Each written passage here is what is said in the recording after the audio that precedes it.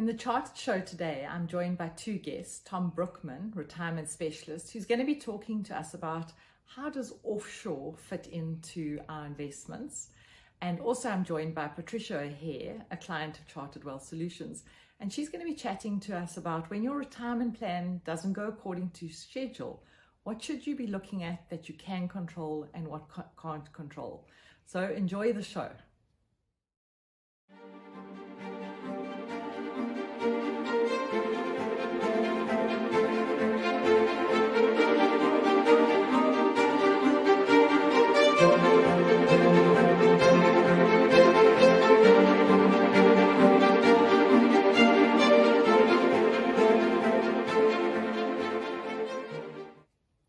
Today I'm joined by Tom Brukman, retirement specialist in our Cape Town office. Welcome, Tom. Hi, Kim. Thank you for having me.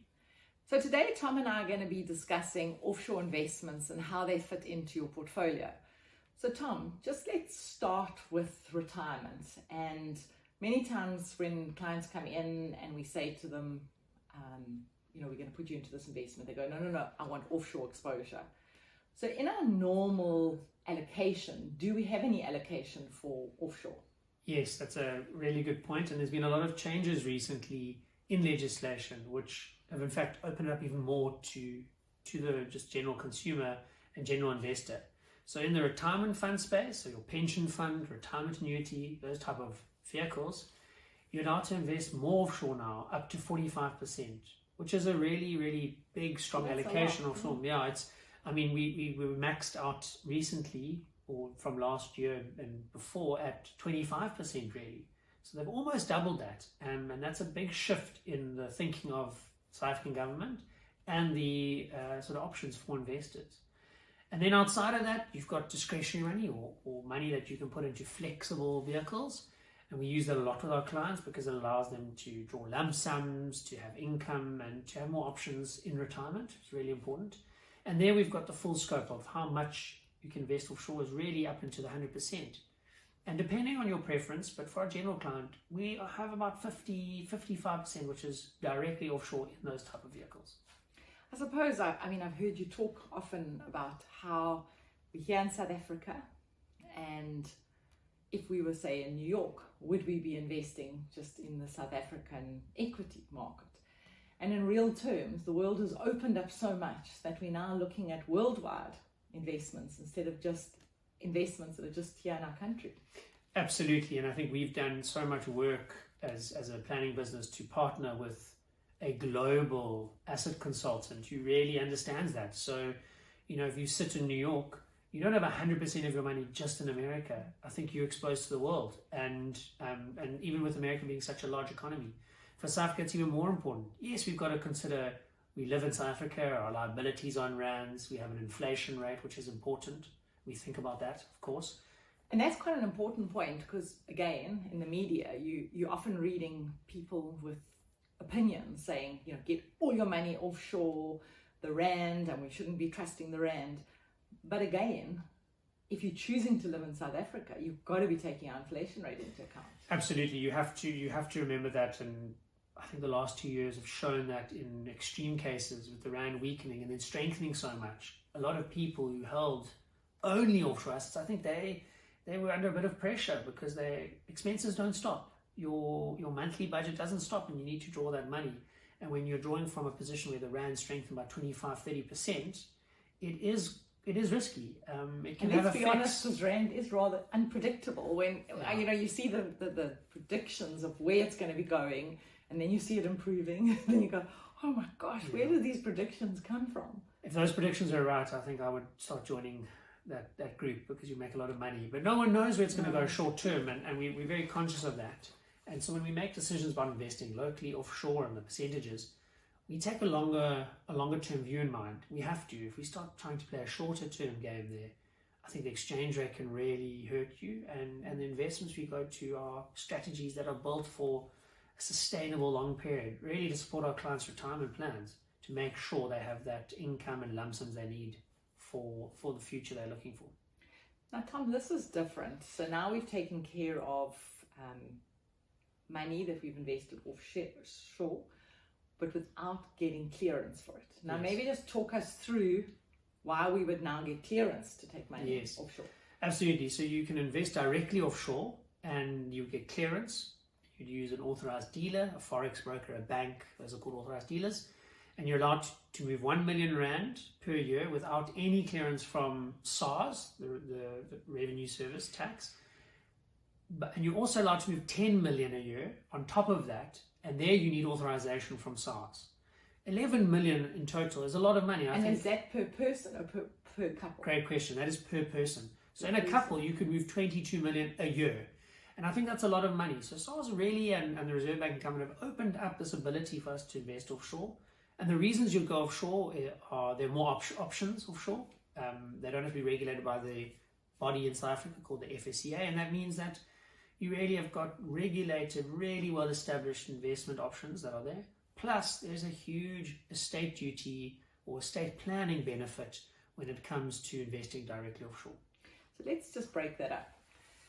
Let's first start with, if I now need some of that money. So we've got our clearance, we've sent the money offshore, it's invested, and potentially I want to go overseas on a holiday, or let's say I didn't leave enough money in South Africa for my retirement. How do I access that money?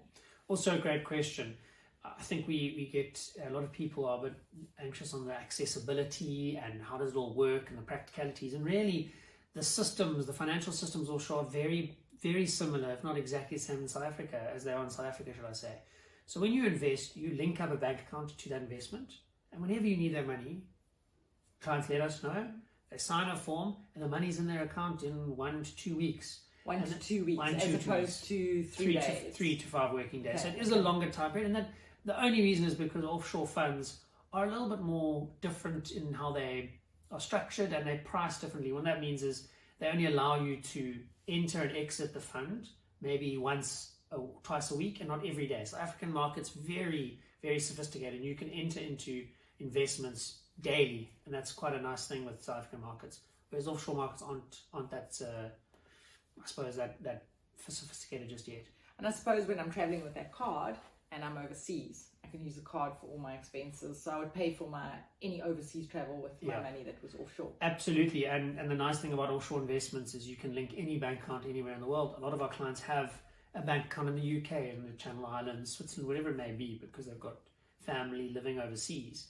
They can link that bank account and we can pay the investment dollars, let's say, to your dollar account or pound account, and it arrives in pounds. If you've got a facility with that bank to swipe and draw money, etc., it's right there for you. So it's a lot of options when investing offshore and how you can use that money. Before I get to the estate planning part on this, Tom, tell me, what are the costs? I mean, is it way more expensive to be investing offshore, or is it similar to our investments that we can do from South Africa? It's very similar, and again, it depends what your preference is and what is the best option for your financial plan and strategy. It really is. So you can have active offshore or active management. You can have completely passive management. You can have different vehicles that cover different costs but have benefits and maybe drawbacks depending on your situation. So it's really about improving your sort of knowledge on that side, which we do all the time with our clients, and we are looking at what is the best option and why. And weighing up costs versus estate planning versus liquidity versus flexibility. That's a big part of the work we do ongoing around behind the scenes. So then that comes to the estate planning part. So now I have my offshore money and we've moved it overseas, and how does it fit into estate planning? And then what does that mean for the people that I'm leaving the money to? Can the money still stay overseas, or does the money have to come back to South Africa? So I'm asking you quite a lot of questions at a time. I'm really testing your knowledge. Yes. And then also with your wills, do you have to have 2 wills, or can you just have 1 will? Yeah. So it's a big question. Yeah, so I'll address the leaving direct offshore money to your heirs or beneficiaries in your will. That direct offshore money, again, legislation has changed very recently, and it was this year at the budget speech in February. They've opened it up a lot more and made it a lot easier for South African residents. So if your beneficiary is a South African resident, to receive offshore money, and they can keep it offshore through your estate. So my father passed away, he has an offshore investment, I'm the beneficiary, the executor takes over in the will winding up process, comes to me and says, there's an offshore investment. I say, I'd like to keep it offshore. They say, no problem, There's very simple, easy steps to do that, not costly, not time, sort of long timelines, and I can keep it offshore, and it's all absolutely legitimate and within our exchange control ruling. So that's been absolutely cleared. You do just need to plan to die after February 2022. If that's I mean, that's the only planning you need to do. Because that's when it got passed. That's when it got passed. Okay, so anything before then is a different process. It can still be done, but it's a bit more complicated. And then when it comes to your wills, South African wills and the wills that we draw for our clients are worldwide wills. And any investment really falls into that sphere. So many jurisdictions in the world, their succession or how they work their stateside is they defer to where the client is a resident, and that will take over. It is different if you have physical property, and that you must be very careful of. Different jurisdictions have different rules on physical property. Then you need a different will. Then you'll need a will registered by the appropriate authority, whether it's a lawyer in that country or whatever it may be, in the country that you hold that physical property. And all countries are different there again. So some countries have set succession rules where they say if you die, your property will go to your spouse or your children, even if you want something different. So it's really important you get that advice from professionals who deal in this space, usually attorneys in international law, and we luckily have relationships with various people. We've got relations with those people, so we can always help on that side as well. So there's an incredible amount of considerations that you have to do when you are considering all these different ways of investing. So maybe, because a lot of younger clients who come and see us who potentially are considering immigration, and maybe even if I think about it, maybe if you have children that you have overseas and you want to leave them a legacy, this offshore component is quite an important component in your whole planning process. Absolutely. It's become such an important part and a big discussion topic where we're spending lots of time with clients because of this open world. We now live in this globalized world, and children being able to travel and work with their professions that they're in various places. And so we talk about it a lot, and we really try to set up something that suits the client, because at the end of our client, we want their lives and their financial plans to work. And everybody's got such a different story and a different thing that they want for their lives. Exactly. So we work that in, and we try and build it with the ability to look further down the line, and the legacy side and the inheritance side, and where it's best placed. And I think we've got a good balance, and things change. So we want to be flexible. And I think with Chartered, big part of our recommendations, advice we give is about flexibility, giving clients the knowledge that they have the choice and the options to shift and change, because their lives are going to shift and change. And the legislation keeps changing. So keeping up to date with this legislation is so important. Yeah. So it's all quite interesting and technical work, but it's a big part of our roles, and we do a lot of that, working through it as teams, as a group, sharing with the various professionals we have in our business. So Tom, thanks so much for joining me. That was very insightful, a lot of information. And just to say that we were just touching the surface of it all. Please, if these discussions have interest you or you want to find out more about them, chat to your retirement specialist and actually get it bespokely designed for you and your financial plan.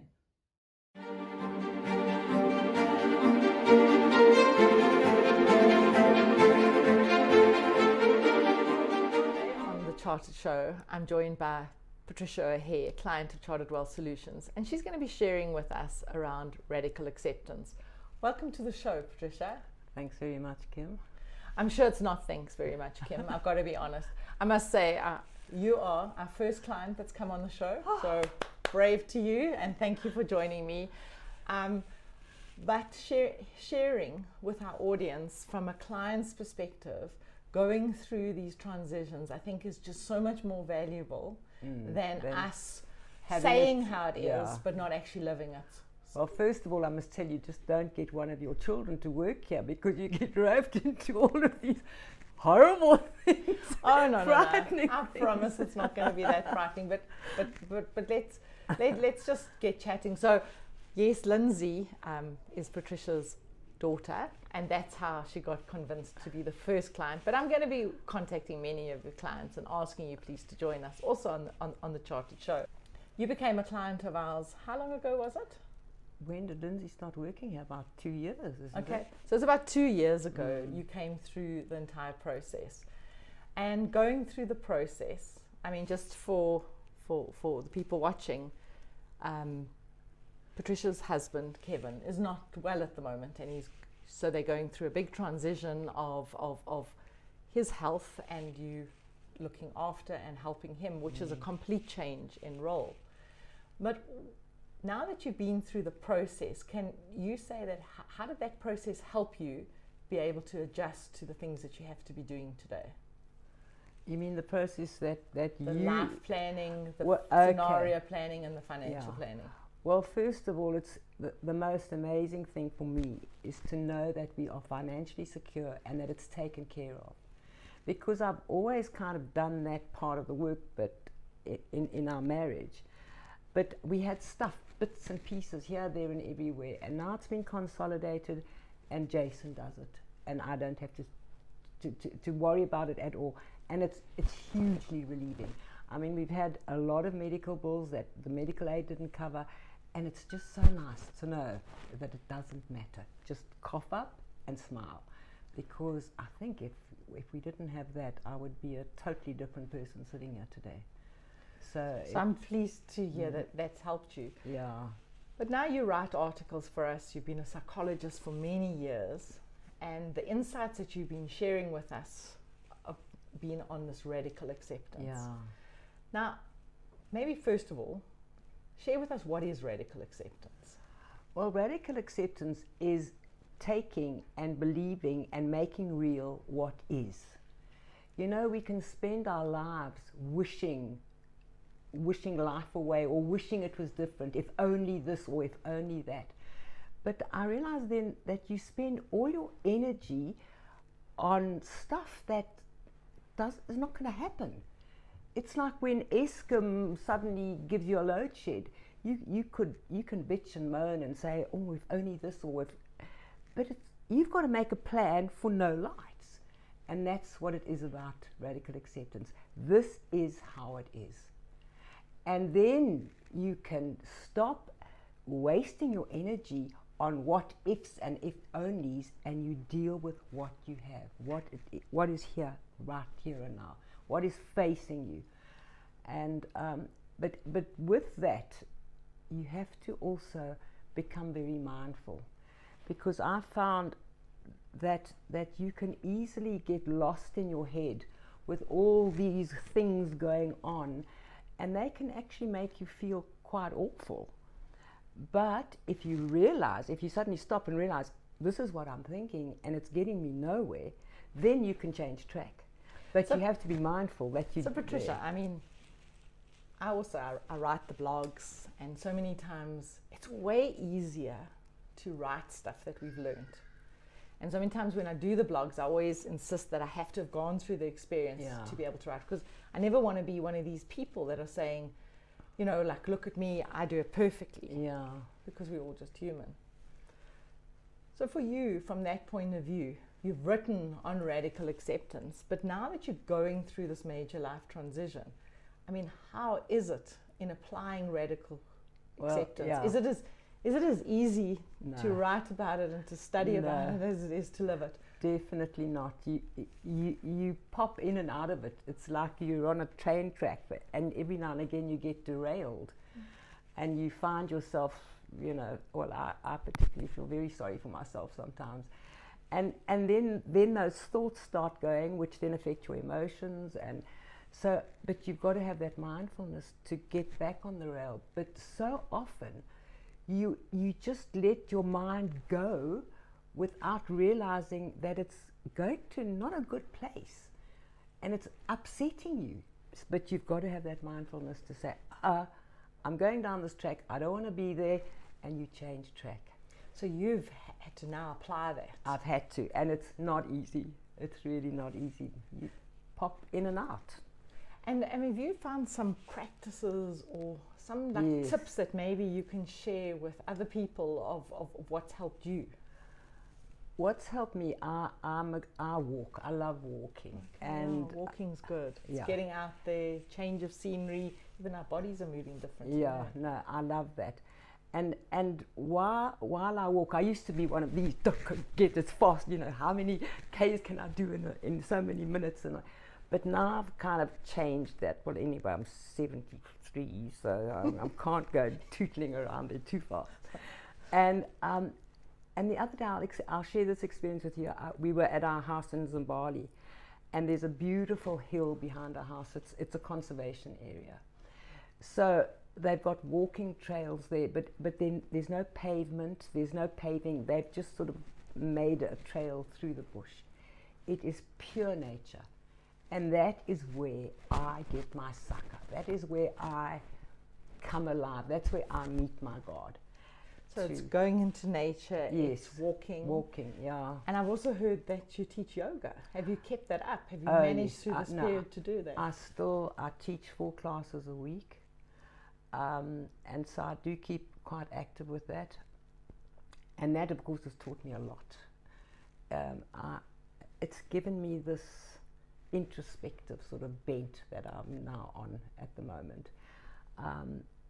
I get a quiet in me, and it's also quite a spiritual practice, you know, and I've always had spiritual sort of needs and wants, so it satisfies that as well as keeping, you know, fit. And then you mentioned to me before we started the interview about how interesting you're finding different podcasts. And oh, I love them. I mean, I struggled first to get hold of them on my phone. I'm not really, so you're listening to them on your phone? I'm not technologically very minded, but anyway, I listen to sort of psychological stuff as well as spiritual stuff. I like that. So you know the Martha Becks, your favourite lady, what's her name? Brené Brown. I'm liking her very much. I can't remember the other ones. But Oprah does this whole Oprah Soul Sunday or something, and she interviews all the kind of people that I find interesting. So, you know, now with my walking, and I feel I can't really leave Kevin for so long. So I run on a treadmill, at least on a trampoline. So I get more done in shorter time, you know. So I just go upstairs, run on my trampoline, but I listen to podcasts instead of music because... And do you find that doing all of this then is helping you be stronger? Oh, absolutely. In order to be able to support Kevin through what he's going through? You have to, otherwise you just sort of get into this sorry state of mind, being, well, why me, Lord, kind of thing, you know. Well, why not me? This is life. So when we come back to the first part of our discussion, this is what you've seen is within your control in order to make you the best person to show up, you know what, to help Kevin through this transition. That's my maxim, to be the best version of myself. I'm really trying to be that. And trying to be that for myself and for Kevin, because, I mean, 3 months ago, he was working. Yes. And he put down his car keys one night, and I could see he wasn't well. And from then on in, he's just, you know, he's really deteriorated. We're here with you to support you, and we know it's a really difficult time. But again, thank you for sharing, because many people feel alone when they're going through these difficult times, and we're grateful that maybe some of the tips that you've shared could be helping somebody else going through the place that you're busy going through. And one thing that you have to do is you have to make time for yourself, to nurture yourself as well. You can't direct all your 100% of your energies outside. You've also got to look after you. And my yoga, my walking, my reading, that's what looks after me. Very wise words. Thank you very much, Patricia, for joining me on the Chartered Show today and for sharing with us, and all the best with the future. Thank you very much, Kim. Thank you for joining us on the Chartered Show. Please don't forget to like, share and comment, and we look forward to hosting you next month.